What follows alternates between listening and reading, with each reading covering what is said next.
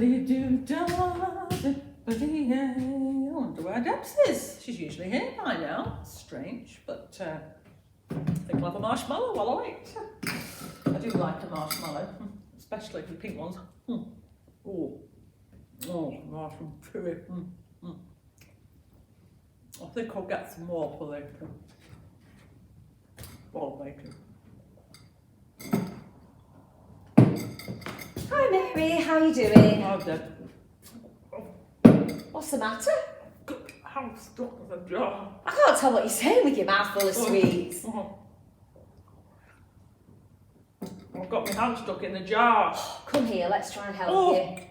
Oh dearie. Ow. Oh, you're stuck. I am stuck. Ow. Yeah, I know what the problem is. You need to let go of those sweets and then you'll be able to get your hand out, no problem. No, but I wanted a few to put in my pocket for later. Oh, you know, I'm sure I can get it out. that reminds me of a tale, an Aesop's tale, about a young boy who absolutely loves filberts. Filberts? Yeah, that's another name for hazelnuts.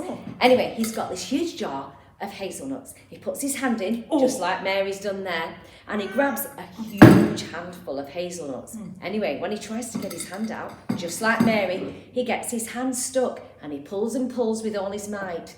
But because he doesn't want to let go of the hazelnuts, and because he can't get his hand out, he starts to cry. Anyway, I'll be crying in a minute, it's hurting. Anyway, a passerby comes by and he says to him, "Oh, come on, boy, you need to let go of half of those hazelnuts. Be content with just half. And then if you do that, you'll be able to get your hand out, no problem." But do you know what? This little boy he wasn't content and he didn't want to do that. So, what's the moral of the story, Mary? I guess it's to try not to be greedy. Exactly. So I have to let go of the sweets. Yes, you do, I'm afraid.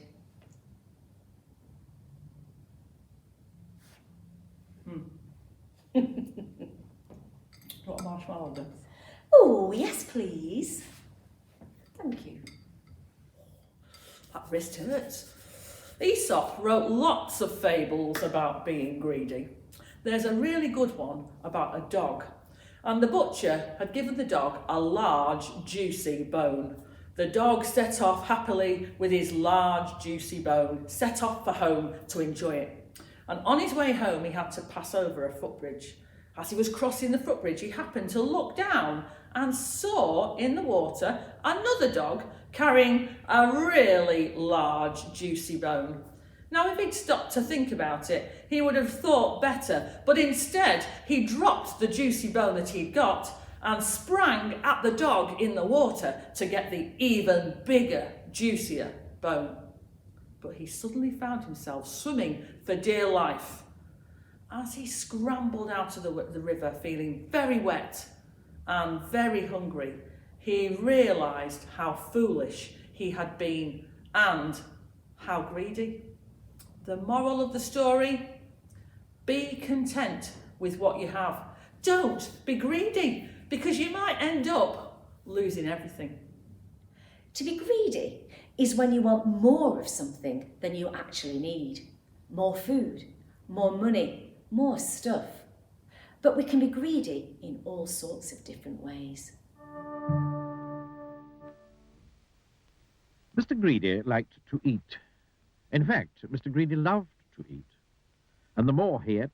Ebenezer Scrooge, the main character in Charles Dickens' A Christmas Carol, is a really good example of someone who is greedy and not satisfied with what they've got. Ebenezer Scrooge, despite having lots and lots of money, was not content. He lived in a freezing cold house, ate only bread and cheese, and he just kept trying to save more and more money. He didn't even pay his workers what they deserved. There he is, Mr. Ebenezer Scrooge. Say, is it getting cold around here?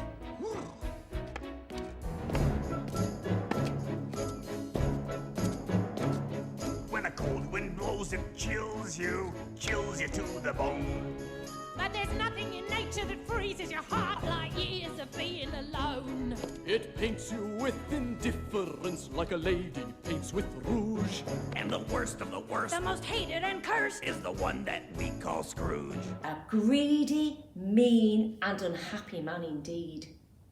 But you know, although we might not be as bad as Ebenezer Scrooge, we can all be greedy at times, not content with what we've got, wanting more, and not thinking about other people who don't have what they might need.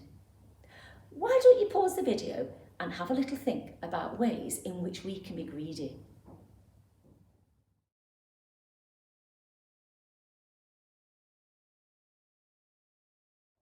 What examples did you give? Maybe eating all the biscuits in the biscuit tin so that there are none left for other people. Or perhaps taking something that doesn't belong to you because you want it but you don't want to use your own money to pay for it. Or maybe even taking the credit for someone else's hard work. That's also a really good example of greed. Whatever it looks like, being greedy never ends well for the person being greedy and everyone else. Unfortunately, there are lots of examples of greedy people in history. Take, for example, Henrietta Howland. She was a bit like Scrooge. Henrietta Howland lived in America, and when she died in 1916, they found she had over $20 billion. Although she owned entire neighbourhoods in Chicago, she lived as if she had no money, living on porridge. One day, her son developed a problem with his leg, and although she had the money to pay for a hospital bed where he could be made well, instead she walked around for 3 days to try and find a free hospital because you have to pay for your hospital care in America. And her son's leg became so bad he had to lose it. How greedy and mean, and what a reputation to have. Or take Charles Darrow. He invented the game Monopoly. He became a millionaire overnight, but the only problem was he didn't invent the game. 30 years before, a lady called Elizabeth Maggie had invented the game, but they called it by a different name. Darrow had taken somebody else's idea and hard work and made a lot of money, with poor Elizabeth hardly getting anything at all. Sadly, there are many, many more examples of greed throughout history. Sadly, there are examples of greedy people in the Bible too. Like the farmer, the greedy farmer who built bigger and bigger and bigger barns to store all his crops rather than sharing out what he had. I'm not selling or sharing any of my crops, he said. I will keep it all for myself. I grew it, and so I will keep it all. It's mine, mine, all mine. He felt so proud of himself. How clever I am, he thought. I have grown so much wheat that I will never have to work again. I have everything I need, so I can sit back, take it easy, and have the time of my life. But that very night, the silly, greedy farmer died.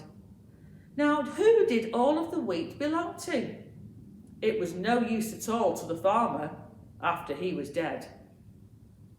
Jesus told this story to help us see that the things we have only last for a little time, and they are of no use to us when we die.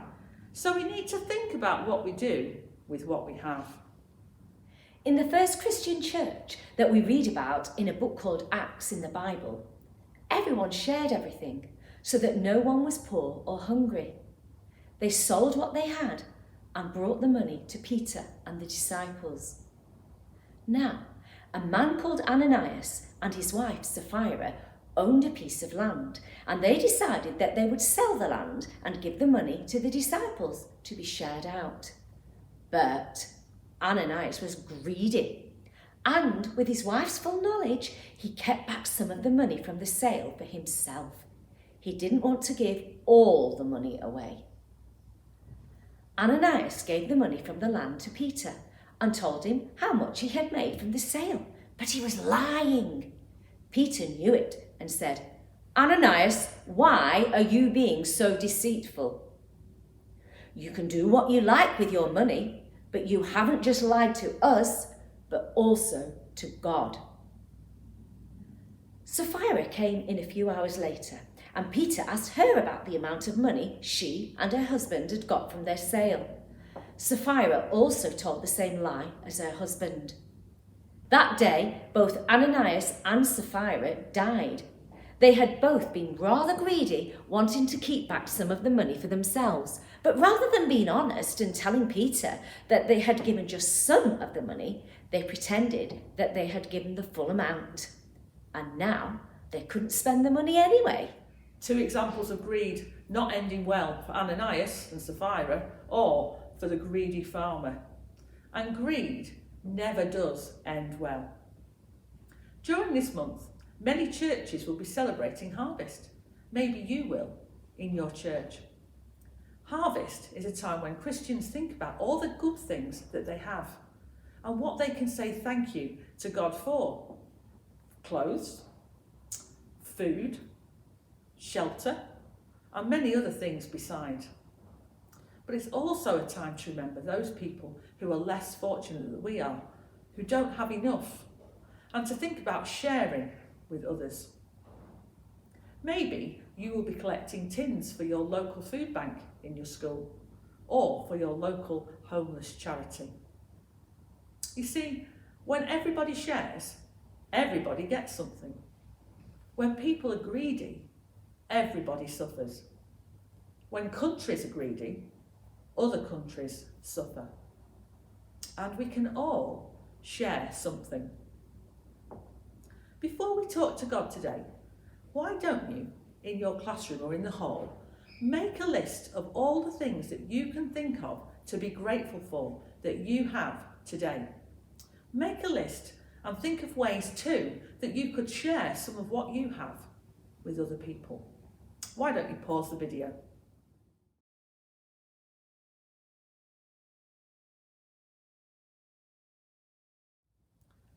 As I talk to God today, you can think of some of the things that you've put on your lists at school. And if you want to join me in my prayer, as I say thank you to God for what we do have, then you can say, Amen, I agree. Or otherwise, just think about your lists and what you're grateful for. God, thank you for all the good things that we have. We're sorry when we're not content with what we have and want more and more and more, even when we don't need it. Help us not to be greedy and keep things for ourselves, but rather help us to share and to be generous with what we have, remembering that that way everybody is happier, and so are you. Amen.